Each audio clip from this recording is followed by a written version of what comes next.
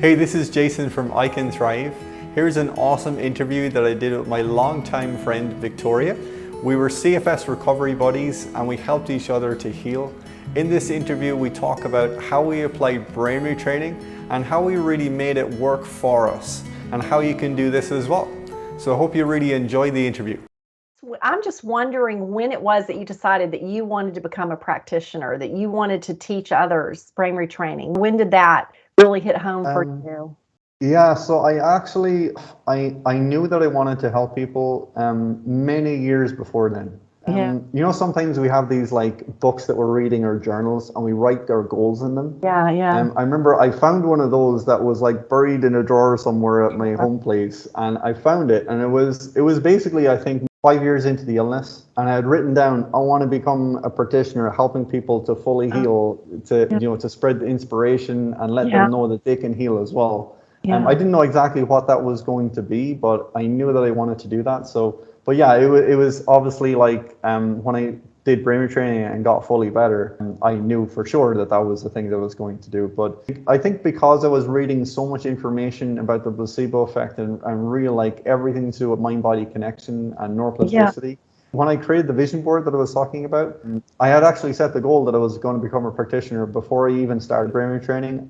You knew this was it. You just knew going into it, this was it. Yeah. It was pretty interesting to watch you come back from Portugal, and then you started your practitioner training, right? And that took you 2 years, I think, to do that. And you read a lot more books during that time. And I tell you, one of the benefits I got from it was I got a lot of hypno tracks from you. So it was fun to watch you do this and the dedication and to go in for all your training and your reading and all of this. Is this what, as we're leading into when you went to England to do your brain retraining program? Tell me a little bit about that. Yeah, it was like super exciting. I wasn't entirely sure what I was getting myself into. But I had a strong belief that it was going to give me a really good chance to get fully better.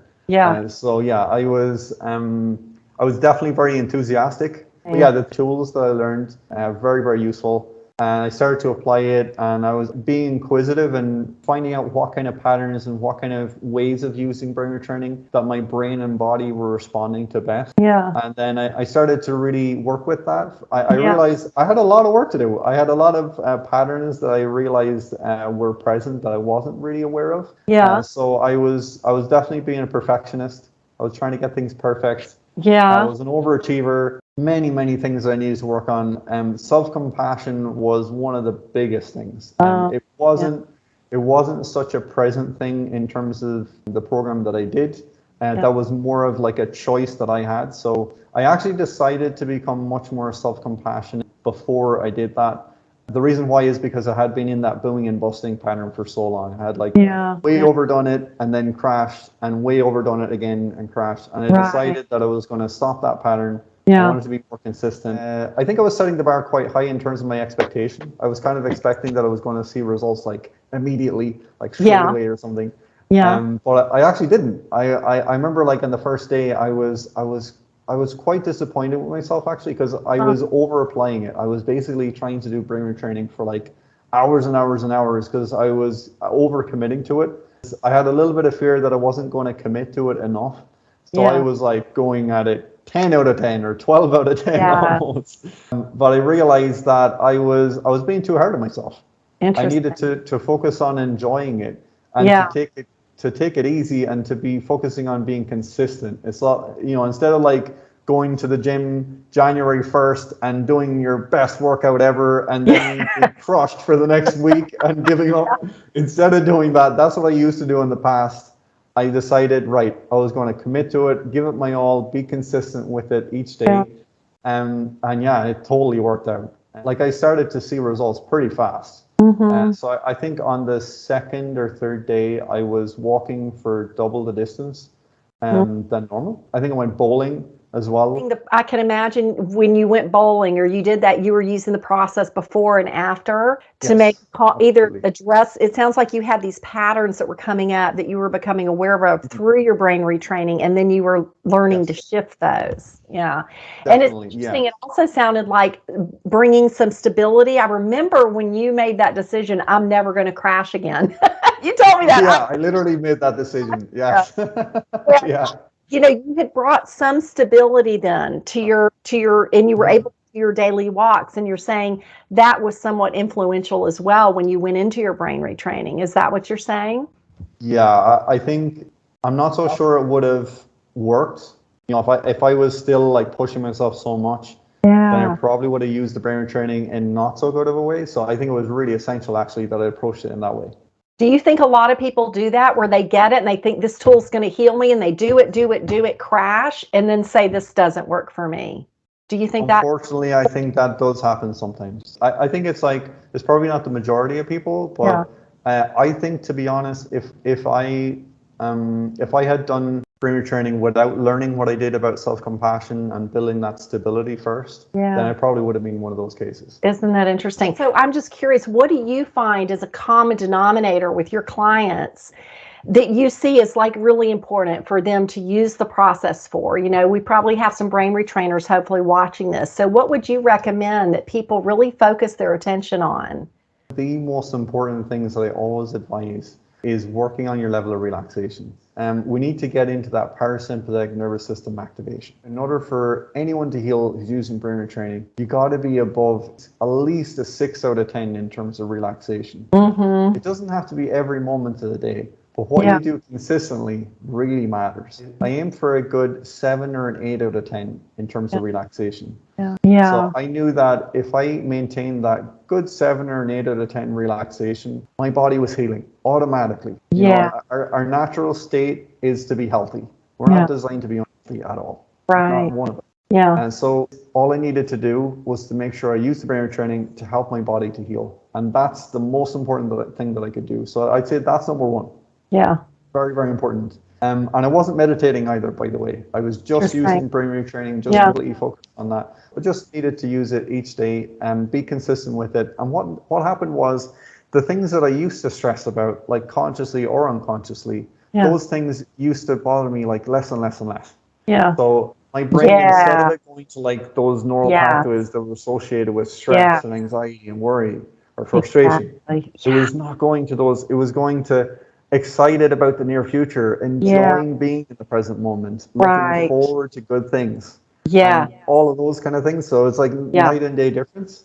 And truly enjoying the present moment, like learning how to actually love relaxation, how to love it. You really opened this up for me, was getting into state, really dipping into whether it was joy or relaxation. Jason, some of those audios that you would send me, I remember it was a very specific segment in my recovery where I would go do my laps in the pool. I built up to some laps, and then I would sit in the jacuzzi and just play your hypno tracks and just allow myself. And one phrase you always said that I loved was, you want to get to your baseline of relaxation, your set point automatic. So you get to a level of relaxation, because people don't understand, they don't realize their bodies are in this fight or flight. It's like a maladaptive stress response. They're not even aware of it, right? So by dipping in, you begin to shift that and get into a state of relaxation. And I think, and I remember you telling me that's the most important thing for you to be working on right now is your relaxation. So really enjoying those states. And what I'm finding now that I'm, mostly fully recovered is loving those states, dipping into bliss, dipping into joy, like intentionally living in those states. Because what is life if we're not in the moment, in the state that we want to be in, that we want to enjoy life in? Does that make sense? 100%. So it's almost, to me, brain retraining has brought that joy of living and that sense of being. The second thing that's so incredibly important, I would say, to really focus on is confidence in recovery. It's not like confidence in general, but it's really specifically confidence that you can use the brain training to get fully better. And so when I started, I was working on building up my confidence that I could do that. I already had a pretty decent level of confidence because I was doing all that research and everything before. But my confidence in getting better in, let's say, less than 6 months' time when I started wasn't, it was maybe a 6 out of 10 confident that I could do that. So Yeah. that's the kind of confidence I was building on. I was building on, you know what, maybe I could be fully better in like 3 or 4 months, Yeah. or 2 or 3 months, or Yeah. 2 months. And I gradually built up that confidence more and more, to the point where I was no longer worried or stressed about the symptoms of the illness, but even noticing the improvements Yeah. and building my confidence. I knew that I was on the right track. I Yeah. was focused on enjoying the present moment, Yeah. using the brain retraining, and looking forward to the future. Like so many things that I was looking forward to on the Yeah. vision board that I created, and Right. then celebrating my wins every step along the way, and that built the Yeah. confidence more and more and more. Yeah. Yeah, it became a certainty then. Yeah. So I would say, yeah, confidence, it does 2 things. It Yeah. helps you to really believe more and more, but it Yeah. also helps you to feel even more relaxed. Yeah. Because, if you no longer have doubts or insecurities about your health or your recovery, then it helps you to feel even more relaxed. Right. It's super easy to feel confident and to really believe that you're on track when you're seeing all the physical results. Yes. But you need to be able to use your brain to encourage your body and to encourage those positive emotions at the beginning before you start to see Yes. that progress. Right. Then continuing that as you're getting better, and it's just an upward spiral from there. Right.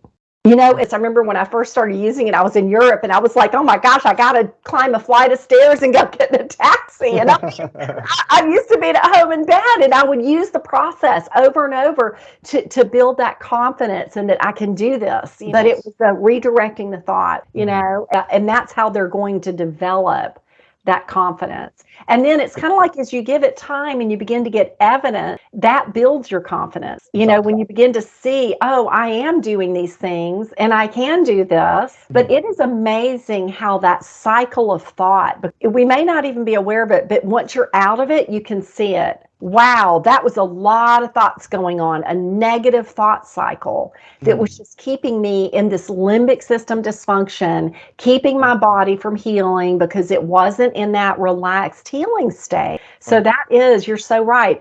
Just doing the process on those background stress states, and also not worrying, not allowing those symptoms to rule you, to go, look, okay, they're there, whatever.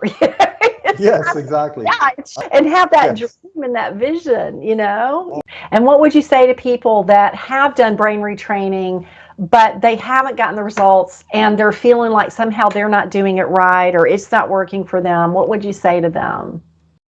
I would say I actually tried different forms of brain retraining in the past, and they didn't really work for me either. So I wouldn't say that that's, I think back then I was kind of thinking I had tried brain retraining and I tried that, so it doesn't work. So I'll try something check it else. off and move it on. Yeah, Exactly. I was kind of writing it off, but I shouldn't have done that because actually it did work. Sometimes it's about getting the right pieces of the puzzle together in the right combination for you. So I actually tailor my program to suit each and every person because I know that, because I went through that as well. Adaptation is actually really important, and targeting what it is that you need to work on, because you don't need to work on everything. You really want to focus your energy in on the things that's going to make the biggest difference. Right. And when you get leverage with that, that's so much easier then to actually make progress. Yes, and when you found that right combination, like you said, because I also did about 5 brain retraining programs. But you know what? I learned something from each one of them that I was able to keep until it finally locked in. And I think it was more our communication and you're, really going deeper on it, more that personal one-to-one kind of thing you're talking about. Really That, was really useful for me to really be able to access the states of relaxation and understand, So none of it was wasted. I'm glad that I did every one of them, but it all builds, doesn't it? It all builds on itself. So, but it's interesting because like you said, I think a lot of people go, I tried that, check out. Yes. This is, we're brain retraining, whether we're doing it intentionally or not. People are training their brains one direction or another for the rest of their lives, right? And so it's best to get on the right track with brain retraining. So you're going to be doing it. The rest, you're rehearsing something, So there's absolutely no reason. There's nothing to say that people cannot fully heal and have a better quality life on the other side. Right. I'm very passionate about that. So Yeah. like all the things that we learn, like it sucks going through something like that, the challenges that we go through. But those challenges can help you to become like, wow, an even better, stronger, happier, more resilient, more ambitious version of the person that you were before, and more compassionate as well. That's usually, it's not all about like achieving things, but it's so incredible to set goals, things that you would love to experience and totally enjoy it. And thinking to yourself, like, if you overcame something like this,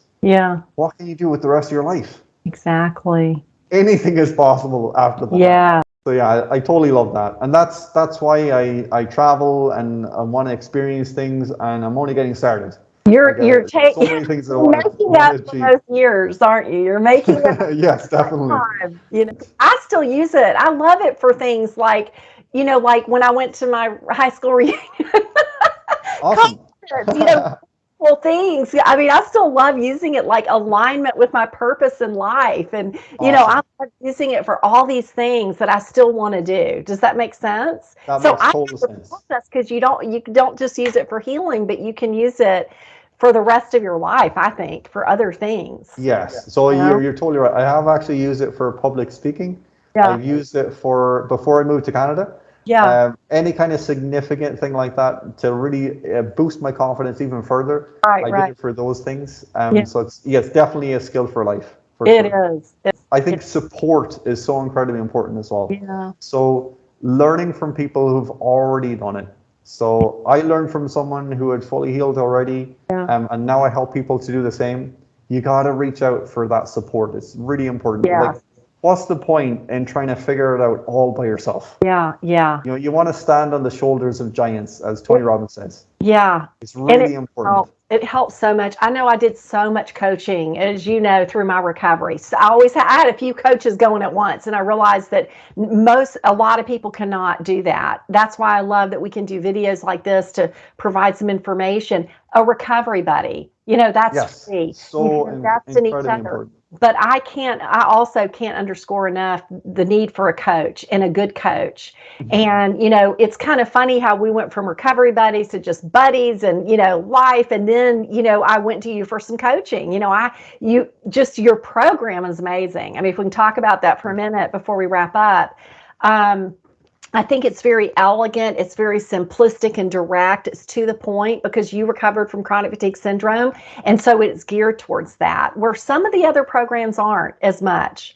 Right. And it's very visual for me, the visuals that you use in it and the explanations and the hypno tracks that you include. And also, I think you might have a forum where people are able to engage on that. But where do people go if they want to check out your program? So people can go to icanthrive.com. You'll be able to click a button to get started, and you can start watching the webinar. It's just a 20-minute webinar. All the information is there. Okay, great. I actually have a Facebook group as well, so I'll leave a link down in the description that people can go to it.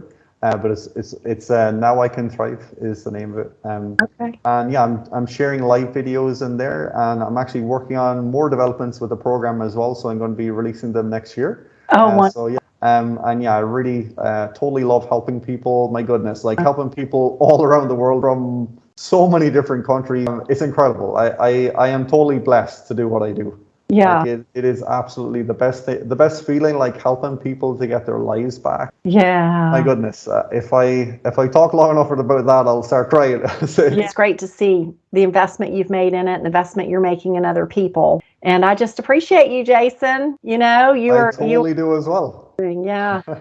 Thank you. Awesome. Yeah. All right. Well, Warriors, thanks for watching. Okay, bro. Big high five. Massive high five. Awesome. Thank you so much, Victoria. You're welcome. I hope you found it really inspiring.